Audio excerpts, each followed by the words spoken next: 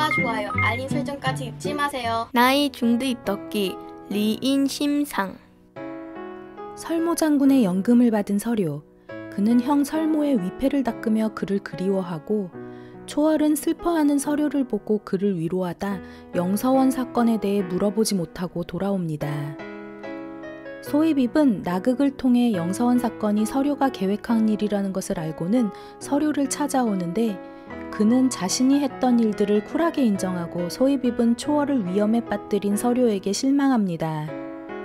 번루에서 쓰러졌던 고모를 매일 보살피는 초월.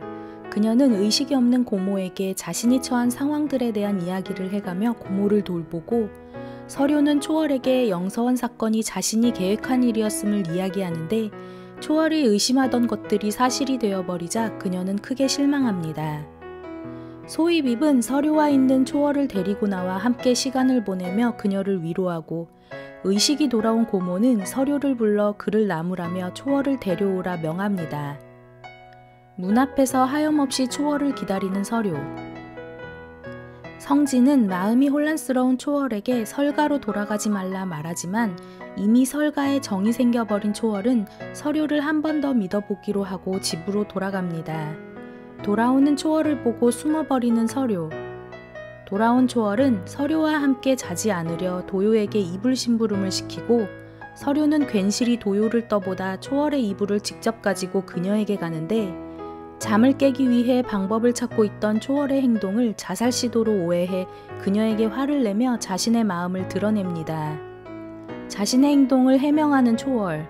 서료는 이 상황을 어이없어하다 그녀를 들쳐업고 자신의 방으로 데려갑니다. 초월에게 돌아온 이유를 묻는 서료. 초월은 서료에게 섭섭한 마음을 얘기하고, 두 사람은 조금씩 서로에게 믿음이 생깁니다. 직접 초월과 자신의 팔을 묶는 서료. 한밤중에 고모는 서료를 불러 설모의 죽음에 대해 묻고, 더 이상 숨길 수 없었던 서료는 운비와 설모의 소문에 대해 얘기하는데, 왕이 엮여 있다고 생각한 고모는 서료와 초월의 관계를 걱정하다 이혼에 대해 얘기합니다. 이혼 얘기에 발끈한 서료. 이를 밖에서 듣고 있던 초월은 충격에 빠집니다.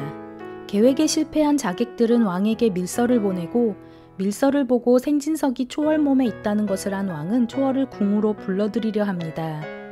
초월을 서료에게서 벗어나게 해주려는 소희빕은 그들의 이혼 합의서를 고뇌관이 가진 책 사이에 몰래 넣고, 이를 본 왕은 그들의 이혼을 허락합니다. 깨어난 고모에게 간 초월과 그녀에게 사과하는 고모. 서료는 고모에게로부터 초월을 보호하려 오버하고 그녀의 손을 잡는데, 때마침 왕으로부터 어명이 내려옵니다. 초월을 데리고 나가는 서료. 이혼 합의서를 올린 게 소희빕이라는 것을 알게 돼 이혼을 바로잡으려 하는데, 초월은 그런 그를 막으며 가문의 원수인 자신과 이혼해줄 것을 요구합니다. 궁으로 돌아가는 초월.